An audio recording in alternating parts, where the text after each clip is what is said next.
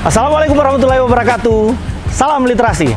Halo sahabat literasi di Kabupaten Mamuju. Saya mau mengajak kita semua untuk menyaksikan program Macarita, Macaka Literasi. Program ini kita inisiasi untuk mendiskusikan berbagai hal terkait perkembangan literasi di Kabupaten Mamuju serta aktivitas-aktivitas literasi yang dilakukan di Kabupaten Mamuju, baik itu di tingkat lembaga pendidikan, di komunitas-komunitas pegiat literasi, maupun sampai ke tingkat desa. Untuk itu saya berharap kepada kita semua di Kabupaten Mamuju untuk memberi supporting, menyaksikan program Macarita di kanal YouTube Dinas Perpustakaan dan Kearsipan Kabupaten Mamuju. Salam literasi dan panjang umur, semua kebaikan. Assalamualaikum warahmatullahi wabarakatuh. Selamat pagi teman-teman. Saat ini kita sudah berada di episode Macarita yang kelima. Nah, kalau sebelumnya kita biasa cerita tentang literasi dalam konteks yang lebih kecil ya, membaca dan menulis. Kali ini kita mau membahasnya jauh lebih luas nih. Kita mau menyentuh aspek-aspek yang lebih luas. Dan saat ini kita sudah berada di satu kafe yang namanya Balai Kota. Nah, kita akan membahas tentang fotografi dan juga tentang giat-giat yang dilakukan sama ownernya Balai Kota. Nah, saat ini sudah ada Kak Firdaus dan Rahmat ya. Jadi saya spill sedikit dulu nih buat narasumber kita berdua ini. Kalau yang pertama Kak Firdaus itu sudah bukan orang asing lagi untuk kalangan konteks Sulawesi Barat, khususnya di Kabupaten Mamuju. Apalagi kalau bicara tentang perkameraan ya, dunia foto memfoto. Karena beliau ini adalah seorang fotografer profesional. Beliau juga sudah malang melintang dan katanya beliau memegang kamera itu sudah dari 14 tahun yang lalu. Sudah membayangkan lah proses pengenalan kameranya dari 14 tahun sampai sekarang. Dan beliau juga itu merupakan ketua dari komunitas JPEG Sulawesi Barat. Nah, kalau yang di samping saya ini bersinggungan juga. Satu fotografer, satu ini kayaknya banyak berkutat di penulisan skenario film. Dia adalah Rahmat. Kayaknya anak teknik yang kesini-sini masuk ke dunia sastra ya. Dia itu ownernya Cafe Balai Kota, kemudian juga banyak sekarang aktif di dunia skenario film. Kemarin ikut kelas menulis filmnya Pitu Sinema di? Iya. Workshop film dan sudah menghasilkan satu karya film yang teman-teman harus nonton. Nah, terlalu jauh kalau saya memperkenalkan diri, saya mau dari orangnya langsung berdua untuk memperkenalkan dirinya sendiri kepada halayak bursa semua. Dari Kak Firdaus dulu deh. Kita Kak, siapa sebenarnya kita? Siapa gini kan dah? Baik. Terima kasih banyak. Saya nama singkatnya Daus, biasa dipanggil Daus Firdaus. Nama lengkapnya dibilang profesional fotografer bukan juga, masih sambil belajar juga sebenarnya. Yes. Tetapi ya ilmu padi Kak. Ya, ilmu padi. Menyala bangku. Saya awal mula mungkin pegang kamera itu di 2009-2010. Saat itu saya bergabung di salah satu media lokal Sulawesi Barat. Tidak langsung jadi seorang fotografer, jadi pemasaran dulu, bagian pemasaran. Setelah itu ada teman-teman biasa saya lihat bawa kamera, ada hasrat juga untuk belajar. Akhirnya kamera pertama itu saya ingat biasanya saya pakai kamera kantor, tapi setelah 1 tahun itu saya memberanikan diri untuk punya kamera sendiri. Jadi di tahun kedua saya coba berani untuk ambil kamera, tapi dengan ketentuan gaji dipotong oleh kantor yang belikan kamera, tapi supaya betul milik pribadi ya. Betul. Jadi perlahan belajar sendiri, otodidak sih sebenarnya di fotografi, belajar dan menguasai alat itu intinya kita selalu pakai alatnya dan pasti akan kita tahu. Untuk komunitas 2014 saya ketemu dengan beberapa teman-teman yang bergelut di bidang fotografi juga, dan kami ada 4 orang itu yang latar belakang berbeda-beda. Kita ketemu di salah satu kontrakan. Itu kos-kosan, masih kos-kosan di Mamuju. Belum mungkin tren kayak warkop belum tren pada itu ya. Jadi kita ngobrol-ngobrol di kos-kosan. akhirnya ada ide untuk membuat sebuah komunitas. Disitulah lahir JPEG Sulbar, Joint Photographer Generation sih sebenarnya. Jadi siapa Joint yang suka Photographer foto Generation. atau tertarik dengan fotografi, ayo kita gabung Joint. di JPEG. Akhirnya alhamdulillah jalan sampai sekarang masih ada, dan teman-teman juga banyak yang sudah sukses lah dari JPEG itu tadi. ya. Ada yang sudah berani bikin vendor sendiri, bahkan banyak rata-rata teman-teman yang penghasilannya dari fotografi. Dan Itu alumni JPEG semua Kak? dari rata-rata JPEG yang membuat beberapa vendor fotografi, dan ada juga yang masih sekedar hobi, termasuk saya hobi dan sekaligus mata pencarian sebenarnya karena masih sambil freelance. Iya. Seperti itu mungkin dari JPEG Sulbar sempat terbentuk juga JPEG Majene dan Mate. Jadi ada beberapa teman juga di Majene dan Mateng yang minta supaya ada komunitas itu dibentuk. Akhirnya silaturahmi apa semua terbentuk. Kita kadang main ke Majene atau ke Mateng. Itu kita sambil cerita dan melakukan sebuah pendokumentasian, dan ada beberapa event yang kita sudah laksanakan. Berarti modelnya yang tadinya komunitas sekarang kayak organisasi yang terstruktur tadi, ada ketuanya, ada. Ya, betul sekali. Dari komunitas kan biasa kadang kalau kita mau lebih jauh lagi, biasa kadang ada persyaratan-persyaratan yang harus dilengkapi, makanya sekalian bentuk ya sebagai komunitas secara resmi seperti itu. Nah, itulah Kak Firdaus dan JPEG-nya ya. Iya. Jadi kalau misalnya teman-teman penasaran dunia fotografi, kayaknya bisa langsung diikutkan kali, atau ada persyaratan harus isi formulir dulu? Tinggal langsung komunikasi saja. Oh iya, langsung komunikasi. Karena kegiatan-kegiatannya juga itu sangat berkaitan sama dunia fotografi. Iya. Dan kalau misalnya kita sudah bisa di fotografi, itu sudah bisa jadi pekerjaan katanya Kak Firdaus. Nah, kita skip dulu Kak Firdaus ini karena kita juga ada Rahmat ini. Ini bukan fotografer, tetapi tidak jauh beririsan dengan fotografer juga. Rahmat ini seorang penulis skenario film karena kemarin habis ikut workshop, dan beberapa waktu terakhir juga itu sering sekali ikut dengan dunia-dunia literasi ya Rahmat ya. Bisa mungkin perkenalkan diri dulu. Jadi kenalkan, saya Rahmat Mubarak, tapi biasa dipanggil Rahmat. Jadi mungkin sedikit bukan koreksi sih, tapi ya sebenarnya belum terlalu lama mengenal dunia film dan penulisan skenario, karena saya ikut workshopnya Pitu Cinema, komunitas film di Mamuju itu masih tahun akhir 2022 kalau tidak salah, dan sekarang 2024, jadi baru mungkin selama 2 tahun ini belajar Kak. Tapi memang kebetulan kemarin di tengah-tengah proses belajar di Pitu Cinema, selesai produksi film Kursi itu, kebetulan Badan Perfilman Indonesia BPI itu buka sertifikasi penulisan skenario di Makassar, dan saya ikut dan ya alhamdulillah lolos. Berarti tersertifikasi di Bapak ini ya? Iya, tersertifikasi ya.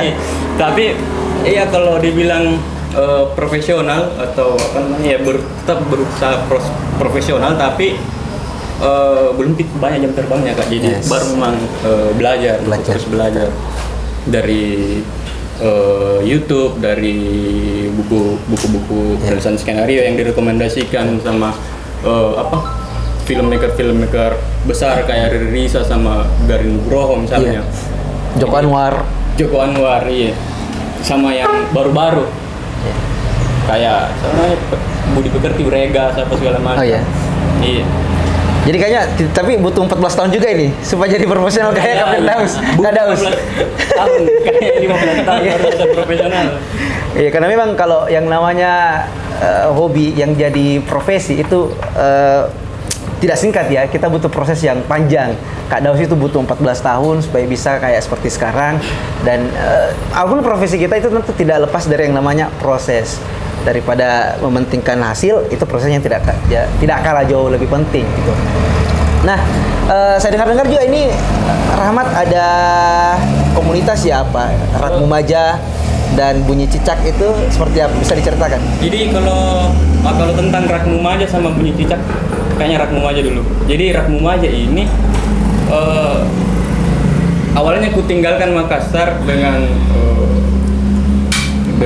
semangat masih menyala tuh semangat membaca buku, berbuku, dan tiba di Mamuju kayaknya masih kurang pergaulanku, dan akhirnya berusaha Kak untuk bikin semacam komunitas, tapi sampai sekarang ini tidak habis pikir Kakak tentang bagaimana sebenarnya programnya dan mampu atau tidak Kak saya melakukan program-program itu. Jadi ya akhirnya buku-buku yang kupunya itu ku upload di Instagram, bikin ke akun namanya Rak Mumaja, dan buku-buku itu bisa diakses sama siapapun, bahkan bukan kenalanku, bahkan bisa sampai 1 bulan dengan hanya mengisi formulir Google gitu. Dan ada retribusinya 5.000, tapi disewa berarti? Disewa. Iya, 5.000 sebulan begitu kan. Jadi ya memang kalau Rak Mumaja bukan komunitas, Rak Mumaja lebih kepada ya sewa buku. Sewa gitu, buku. Kan. Kalau Ya. Bunyi Cicak itu? Kalau Bunyi Cicak Ada lagunya kan? Bukan. Cicak. Cicak ini bukan itu ya. Kalau tahu terinspirasi dari situ. Jadi kalau Bunyi Cicak itu kemarin workshopnya Pitu Cinema itu ada sekitar berapa peserta itu, sekitar 60-an peserta. Itu dibagi menjadi 3 kelompok. Ada saya, kami di kelompok 1, ada kelompok 2, ada kelompok 3, dan masing-masing kelompok itu dibuatkan semacam PH-PH-an. Oh, PH-PH. PH-PH-an. Jadi Production house. Iya, jadi Pitu Cinema mengharap kira-kira bisa dengan PH-PH-an ini itu ekosistem perfilman di Mamuju, di Sulawesi Barat itu bisa hidup. Nah, Bunyi Cicak itu lahir dari situ. Jadi Bunyi Cicak ini sebenarnya dari itu tadi workshop film kelasnya Pitu Cinema kelompok 1, dan ya akhirnya bervariasi orang-orangnya, bukan cuma anggota kelompok yang lulusan kemarin, tapi sekarang ada beberapa orang yang memang programnya adalah untuk membaca film dari segi teknis maupun mungkin ya agak-agak teoritis, semiotis begitu Kak kira-kira. Nah, lengkap sekali ya pembahasannya Rahmat ya tentang skenario film. Jadi jangan pernah salah persepsi tentang Bunyi Cicak. Bukan lagu itu, bukan. Itu semacam PH kecil-kecil ya yang dibikin sama Pitu Cinema untuk kelas workshopnya kemarin. Nah, kita masuk ke hal yang lebih intens nih. Saya mau tanya Kak Daus nih. Tidak semua orang bisa memilih jalan hobinya sebagai jalan profesi. Banyak orang yang tidak bertahan dengan itu dan memilih misalnya untuk masuk ke dunia pekerjaan, misalnya masuk ke dunia kantoran. Tetapi ada juga beberapa orang yang karena yakin dengan hobinya itu bisa hidup di jalan itu. Yang pertama yang saya mau tanya Kak Daus, kenapa memilih jalan ini dan kenapa memilih fotografi sebagai mediumnya untuk bercerita? Mungkin ketika ditanya kenapa, ya kembali ke passion juga mungkin sebenarnya. Terus sudah terbiasa di situ mungkin. Jadi jujur saya di tahun 2009-2010 bergabung di media lokal. Terus lama-lama berputar, akhirnya saya sempat dipercaya sebagai penanggung jawab halaman di media cetak untuk segmen ekonomi dan remaja, bahkan beberapa agenda liputan yang agak dianggap lebih eksklusif, biasa untuk pengambilan fotonya saya biasa dipercaya untuk itu. Tetapi seiring berjalannya waktu, ada hal yang mungkin agak tidak sesuai dengan kehendak hati.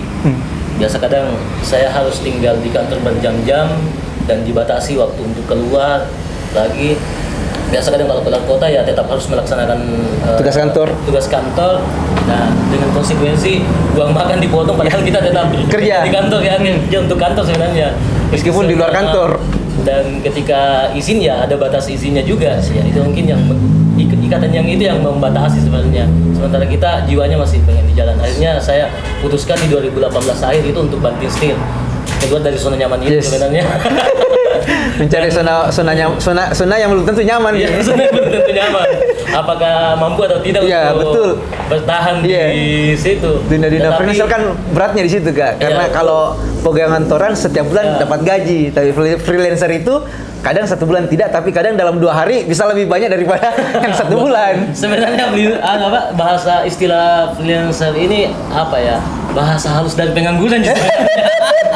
Bahasa halusnya pengangguran. Ya karena kadang kerja, kadang tidak. Untung bagus kalau ada pekerjaan, tapi kalau tidak ada, tapi ya itulah konsekuensinya kita harus ambil. Tetapi alhamdulillah setelah saya resmi keluar dari kantor waktu itu, langsung ada tawaran untuk kontrak salah satu brand untuk menjadi penanggung jawab di media sosial, komunitas remajanya. Saya jadi KOL untuk fotografi dan videografi di tim andalan gue, dan kita dikasih banyak pengalaman di situ, dan alhamdulillah dengan jiwa saya yang suka jalan langsung diajak tur Sulawesian. Jadi mulai dari terpenuhi langsung. Selain jalan-jalan juga kita dapat cuan dapat fee, betul. Dapat fee. Jadi mulai Sulawesian itu saya merekam perjalanan mulai dari Mamuju, titiknya ada Majene juga, Majene tidak ada, Polowali saat itu untuk Sulawesi Barat. Terus untuk Sulsel ada Pingrang, Palopo dan Parepare. Setelah itu diajak ke Bali juga, alhamdulillah. Jalan-jalan sekaligus merekam keindahan kota, hidup. Itulah sebenarnya zona nyamannya, ternyata dapat ya. Dapat. Jadi kenapa memilih fotografi untuk medium menceritakan sesuatu ya? Karena memang saya suka foto, hobi foto dan suka jalan. Ada komunitas juga, bukan komunitas sih sebenarnya, hanya kita yang bikin-bikin yang suka jalan-jalan. Bahkan banyak-banyak di Mamasa itu ada Abdul Latif juga. Di situ Asari termasuk. Kita ada grup WhatsApp itu Mamasa Berkasih namanya. Kita kasih nama Mamasa Berkasih karena katanya teman-teman setiap dari Mamasa pasti akan ada kerinduan untuk kembali ke sana. Akhirnya dikasih grup Mamasa Berkasih. Di situ teman-teman yang suka traveling atau dokumentasi, ada yang YouTubers juga, ada yang murni fotografer ini ikut di situ, dan banyak kejadian-kejadian atau keindahan Mamasa yang teman-teman rekam melalui backgroundnya masing-masing. Betul ya, kayak Abdillah itu kan rekam Mamasa, lebih banyak ke videografer dia kayaknya kalau videografer. Ada juga yang teman-teman yang lain yang freelance fotografer, ada juga yang suka menulis. Itu kita gabung di situ. Kalau misalnya ada agenda ke Mamasa lagi, yuk ayo jalan sama-sama. Dan memang kalau itu dirangkum menjadi sebuah foto yang bagus, sangat menjadi cerita yang bagus juga tentunya. Seperti itu. Iya, jadi seperti itu teman-teman ya, berat sekali itu jadi freelancer. Tetapi kalau kita sudah memilih jalan itu, teguh di jalan itu, pasti jauh lebih banyak didapat manfaatnya. Bukan sekedar dalam tanda kutip material ya, tetapi kita juga terpuaskan secara passionate. Passion kita terpenuhi kita.